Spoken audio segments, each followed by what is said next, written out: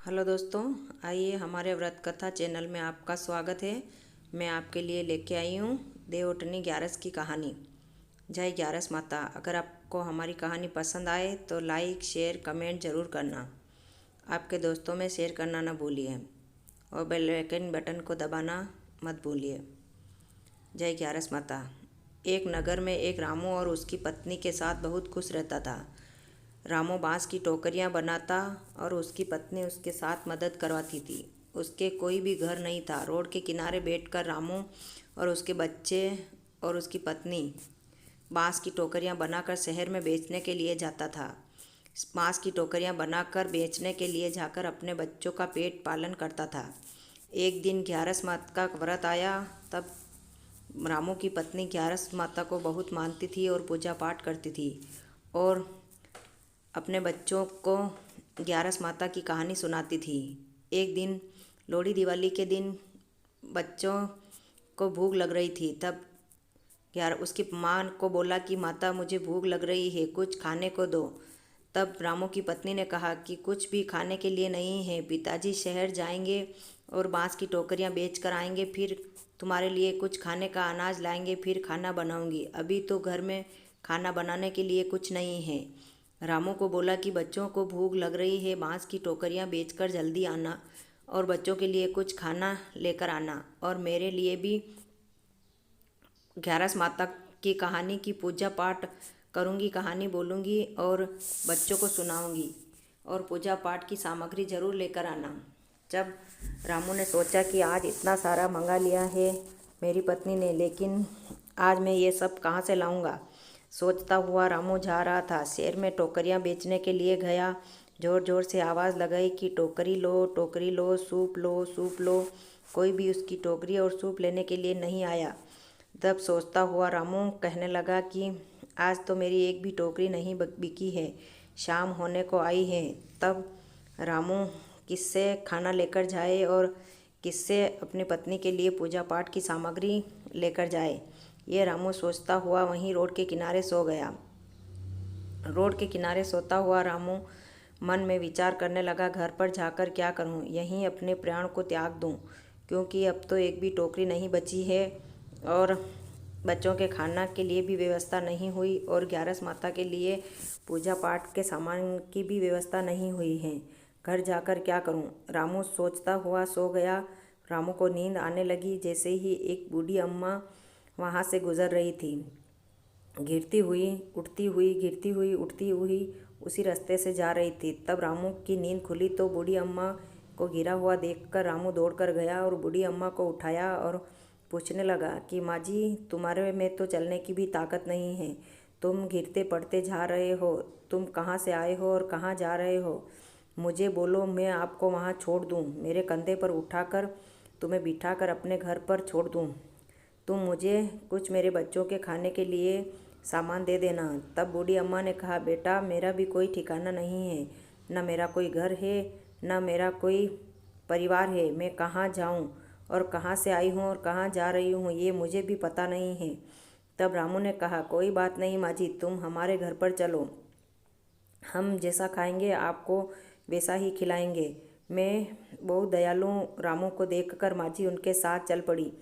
बुढ़िया को लेकर घर पर आया रामू तो उसकी पत्नी कहने लगी कि अपने घर में खाने का कुछ नहीं है, फिर भी इस बूढ़ी अम्मा को लेकर आए हो, बूढ़ी अम्मा को क्या खिलाओगे।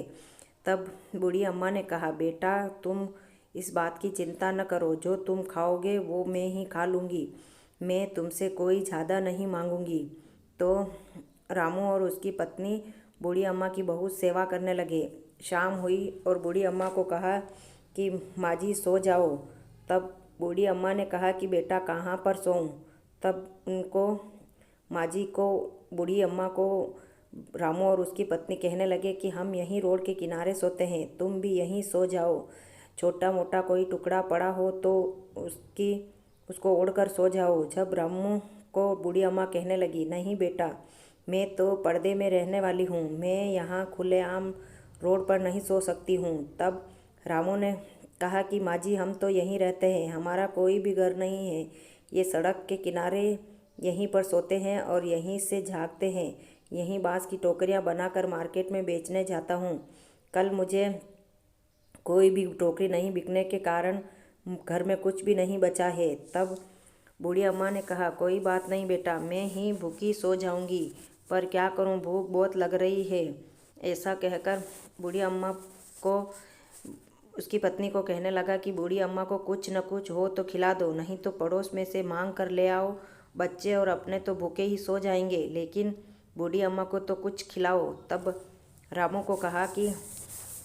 रामू ने यह सोचकर अपनी पत्नी पड़ोस में मांगने के लिए गई तो किसी ने चावल का थोड़ा सा दाना दिया और किसी ने दाल का। ऐसे करके घर पर आकर उसकी पत्नी ने चावल और दाल उबाल कर बूढ़ी अम्मा को दे दिया और बच्चों को और अपने पति को भूखे ही सुला दिया। तब बूढ़ी अम्मा को खाने को दिया तो बूढ़ी अम्मा ने खाया नहीं, गड्ढा खोद कर चावल और दाल को वहाँ पर गाड़ दिए और बूढ़ी अम्मा कहने लगी कि बेटा मैं कहाँ पर सोऊं। जब बूढ़ी अम्मा के सोने के लिए उसने अपने फटी हुई साड़ी बिछाई और कहने लगी कि यहाँ पर सो जाओ माँ जी, हम ही यहीं पर सोते हैं। तब बूढ़ी अम्मा ने कहा, नहीं बेटा, मैं खुलेआम नहीं सो सकती हूँ। तब अपने पति को रामू की पत्नी ने कहा कि ये थोड़े से बांस के टुकड़े के कचरे पड़े हुए हैं, इसकी बूढ़ी अम्मा के लिए झोंपड़ी बना दो। बूढ़ी अम्मा खुले में नहीं सोती है। रामू और उसकी पत्नी अपने बांस के टुकड़े बचे हुए को लेकर झोपड़ी बनाने लगे। छोटी सी झोपड़ी बनकर तैयार हो गई। बूढ़ी अम्मा को कहा कि माँ जी यहाँ पर सो जाओ, तुम्हारे लिए झोपड़ी तैयार है। बूढ़ी अम्मा झोपड़ी में झाँक कर सो गई। तब कहने लगी कि हे बेटा, मेरे लिए कुछ बिस्तर लेकर आओ। तब रामू कहने लगा कि जहाँ तुम्हारी कुछ फटी हुई साड़ी पड़ी हो तो ले आ, माँ जी के बिस्तर बिछा दे। साड़ी लेकर बूढ़ी अम्मा के पास रामू की पत्नी गई तो उसने कहा, नहीं बेटा, ये तुम्हारी पहनी हुई साड़ी है, इसको बिछाकर मैं नहीं सो सकती हूँ। मुझे तो कोई पवित्र वस्त्र चाहिए जिसे मैं बिछा कर सो जाऊँ। तब बूढ़ी अम्मा के कहने पर उसने कहा कि कहीं टोकरियाँ लेकर मार्केट में जाओ, कोई एकाध टोकरी ले लेवे तो उसे देखकर माँ जी के लिए कुछ आसन लेकर आ जाना और मेरे लिए कल 11 माता का व्रत है, पूजा की सामग्री भी लेकर आना। जब पूजा की सामग्री मंगाती है उसकी पत्नी तो रामू के होश उड़ जाते हैं कि मैं पूजा की सामग्री कहाँ से लेकर आऊँगा। तब फिर भी हिम्मत रखकर रामू टोकरियाँ सिर पर उठाकर बेचने के लिए गया। जोर जोर से आवाज़ लगाने लगा, टोकरियाँ ले लो, सूप ले लो, टोकरियाँ ले लो, सूप ले लो। फिर भी कोई भी लेने के लिए नहीं आया। तब बूढ़ी अम्मा का रूप बनाकर फिर वो 11 माता वहीं पर गई और मालन बनकर गई और कहा कि हे बेटा, ये टोकरियाँ का मोल क्या है, मुझे दे दो, मेरे फूल भरने हैं, तुम क्या लोगे। तब उसने कहा, कुछ नहीं चाहिए माँ जी, मुझे तुम्हारी जैसे एक माँ है मेरे घर में, उसके लिए मुझे नया वस्त्र चाहिए और 11 माता की पूजन सामग्री चाहिए और मेरे बच्चों के लिए कुछ थोड़ा अनाज चाहिए, इसके बदले में तुम मेरी सारी टोकरियाँ रख लो। तब मालन ने कहा, ओहो, आज तो मेरे भाग्य खुल गए, इतनी सारी टोकरियाँ इतने सारे दाम में मिल रही है, ये मौका तो मैं हाथ से नहीं जाने दूंगी। चल बेटा, तुम्हें दुकान से सारा सामान दिला दूँ। दुकान के पास गई बूढ़ी अम्मा और उसको सारा सामान दिला दिया और रामू की सारी टोकरियाँ उसने रख ली। टोकरियाँ रखकर रामू अपने घर की तरफ आ रहा था। बूढ़ी अम्मा के लिए आसन लाया और उसकी पत्नी के लिए 11 माता की पूजा सामग्री, बच्चों के लिए कुछ अनाज। तब उस रामू ने सोचता हुआ खुशी खुशी घर आ रहा था। तब रास्ते में आया तो कहने लगा कि अब मैं घर जाकर उस माझी को नया वस्त्र पर सुला दूंगा। मैं और मेरे बच्चे तो रोड के किनारे सोते ही आए हैं और वहीं सो जाएंगे। घर पर गया और उसकी पत्नी को कहा कि ले, ये तो माझी के लिए नया वस्त्र है और तेरे लिए पूजा सामग्री और ये छोटा सा अनाज है, ये थोड़े से अनाज में अपने सबका पेट गुजारा कर लेना, थोड़ा थोड़े खाकर सो जाएंगे, ज़्यादा बूढ़ी अम्मा को खिला देना क्योंकि उसकी तबीयत ठीक नहीं है।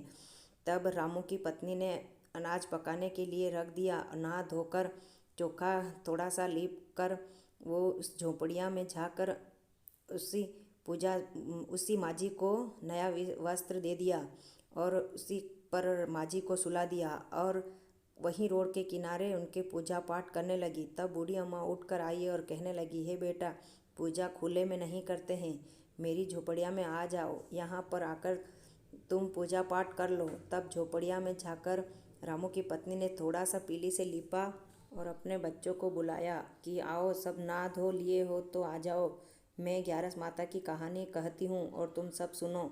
तब उस बूढ़ी अम्मा को भी जाकर कहा कि माँ जी, मैं ग्यारस माता की कहानी कहती हूँ और मैं ग्यारस माता की पूजा पाठ करती हूँ और मैं मेरे श्रद्धा से ही भोग लगाती हूँ। आओ, आप भी ग्यारस माता की कहानी सुन लो। तब बूढ़ी अम्मा ने कहा, हाँ बेटा कहो, मैं तो सुनने के लिए तैयार हूँ। माँ जी भी सुनने लगी और वो उनके बच्चे भी सुनने लगे और उसके पति को भी सुनने लगे। सभी को बिठा दिया और उसने अपनी पूजा पाठ जो हमेशा करती आई वो करके अपने बच्चों को चुपचाप करके कहानी कहने लगी कि मैं दिवाली के दिन तो पूजा पाठ नहीं कर पाती हूँ, क्योंकि वो तो बड़ी दिवाली है। बड़ी दिवाली तो बड़े लोगों की होती है और छोटी दिवाली के दिन मैं पूजा करती हूँ, क्योंकि छोटे लोग छोटी दिवाली के दिन पूजा करते हैं। इसलिए मैं आज ग्यारस माता छोटी दिवाली के दिन पूजा कर रही हूँ, क्योंकि मेरे पास कोई घर मकान तो नहीं है, नए वस्त्र तो नहीं है, लेकिन इस फटे पुराने कपड़े ही पहन कर पूजा कर रही हूँ, जिसमें मुझे माफ़ करना। और आज मैं इस बूढ़ी अम्मा की वजह से इस झोंपड़ी में कहानी कहती हूँ और पूजा कहती हूँ। कभी मुझे भी ऐसा घर दे देना जिसमें मेरे बच्चों का पारण हो जाए। ऐसा ग्यारस माता के सामने कहकर हाथ जोड़कर अपनी पूजा शुरू की। छोटा सा घर मांगने के बाद उसने कुछ नहीं मांगा और अपनी पूजा पूरी करने के बाद उठकर कोई भी उसके सामने बड़ा नहीं दिखा। वो बूढ़ी अम्मा ही एक बड़ी थी। उठकर बूढ़ी अम्मा को पाँव धोग लगाकर आगे बढ़ने लगी। तब उस बूढ़ी अम्मा ने कहा कि बेटा, बहुत सुख मिलो तुम्हें और पड़पोते सहित राज करो। तुम्हारे घर में बहुत अन्न धन के भंडार भरे रहो और तुम्हारे महल मेड़िया और जगह जमीन सारे तुम्हारे हो। तब वो खुशी के मारे समा नहीं गई कि आज तो मुझे बूढ़ी अम्मा ने इतना आशीर्वाद दे दिया है। कोई बात नहीं, मेरे पास धन पैसे नहीं है, लेकिन ये आशीर्वाद तो मिला है। आज के पहले ये मुझे आशीर्वाद देने वाला कोई नहीं मिला। ऐसा कहकर भोग लाई और भोग लगाया, अपने बच्चों को खिलाया और बूढ़ी अम्मा को भी खिलाया। आगे जाकर अपने बर्तन में देखा तो कुछ नहीं बचा। तब अपने पति को कहा कि आप भी भोजन कर लो। तब पतिदेव ने उसके चेहरे देखकर पढ़ लिया कि भोजन नहीं है, सारा खत्म हो चुका है, इसलिए वो उसका चेहरा ऐसा हो रहा है। तब पति ने कहा कि मैं तो पेट भरकर आया हूँ, मैं तो टोकरियाँ बेचने गया था, वहाँ पर बहुत नाश्ता पानी कर लिया है और होटल में खाना खाकर भी आ गया हूँ। जो भी बचा है तुम खा लो। तब उसने कहा, नहीं, मैंने तो पहले ही खा लिया था, कोई बात नहीं। ऐसा कहकर पति पत्नी ने एक दूसरे की शक्ल देखकर अपना हाल जान लिया और दोनों भूखे ही सो गए और सारा खाना बच्चों और अम्मा को खिला दिया। अम्मा ने कहा कि तू जाओ ना बेटा, तुम भी खाना खा लो। तब उसकी पत्नी और रामू कहे, नहीं माँ जी, हमने तो खा पी लिया। वह ऐसा कहकर वो सब सो गए। जब आधी रात हुई और बूढ़ी अम्मा उठकर जाने लगी, तब दोनों पति पत्नी ने उनके पैर पकड़ लिए। क्यों बूढ़ी अम्मा, तुम हमसे नाराज़ हो गई हो क्या? तुम हमको छोड़कर जा रही हो? पहली बार तो हमें कुछ माता का सुख मिला है, अगर तुम यही छोड़कर जा रही हो तो हमसे क्या भूल हुई है? मुझे क्षमा करो।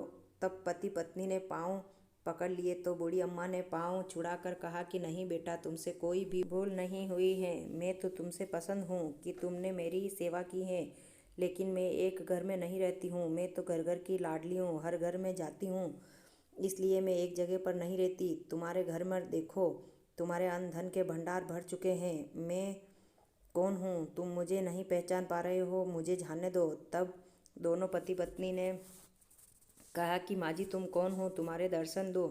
तब ग्यारस माता का रूप लेकर प्रकट हुए और ग्यारस माता कहने लगे कि मैं बेटा तुमसे बहुत पसंद हूँ, लेकिन मैं तुम्हारी परीक्षा लेने के लिए आई थी। तुम्हारे घर में झोंपड़ी नहीं है, पीछे मुड़कर देखो। तब पति पत्नी ने पीछे मुड़कर देखा तो झोंपड़ी की जगह मैल हो गया और अपने बच्चों के नए वस्त्र और सभी आभूषण उनके मैल में हो गए। अन्न धन के भंडार भर गए। गाय भैंस डांडे ढोर हाथी घोड़ा सभी उनके महल में दिखाई दिए। तब पति पत्नी खुशी का कोई ठिकाना नहीं रहा और कहे कि भगवान देता है तो छप्पर फाड़ कर देता है। बूढ़ी अम्मा के रूप में आकर ग्यारस माता ने हमें इतना कुछ दिया है। मैं ग्यारस माता का एक भव्य मंदिर बनाना चाहता हूँ। तो उसी नगरी में ग्यारस माता का एक भव्य मंदिर बनाया और जब तक जिंदा रहा दोनों पति पत्नी जिंदे रहे, जब तक ग्यारस माता की पूजा पाठ करते रहे और छोटी दिवाली को धूमधाम से मनाते रहे। ग्यारस माता ने आशीर्वाद दिया था कि तुम छोटे लोग नहीं हो, आज से तुम बड़े लोग ही बनोगे, लेकिन इस छोटी दिवाली को कभी मत भूलना। दोनों पति पत्नी सुख से अपने स्वर्ग को लौट गए और बहुत अन्न धन बेटों के लिए छोड़कर स्वर्ग में स्वयं चले गए। भगवान ने उसके लिए विमान भेजा और दोनों पत्नी पत्नी बैठकर अपने स्वर्ग को लौट गए। जय ग्यारस माता। जैसे उस पति पत्नी को सुख दिया और जैसे उन पर पसंद हुए, जैसे सभी पर पसंद होना, कहने वाले, सुनने वाले, सुनाने वाले सभी पर पसंद होना। हम भी तुम्हारे भक्त हैं माता, छोटी दिवाली को बहुत मन से मानते हैं। हमें भी इसे अन्न धन के भंडार भर देना और हमारे भी सब ज़रूरतों को पूरी करना। बच्चों को, हमको, सबको आनंद खुशी से रखना। जय ग्यारस माता। अगर छोटे शब्दों में हमने आपकी कहानी कही है, अगर इसमें कोई भी भूल हुई है तो हमें आपके बच्चे समझकर माफ़ करना। जय ग्यारस माता, जय ग्यारस माता। हम भी हमारे पेट के लिए ये कहानियाँ कहते हैं, अगर इसमें कोई भी गलती हो तो हमें क्षमा करना। जय ग्यारस माता, जय ग्यारस माता।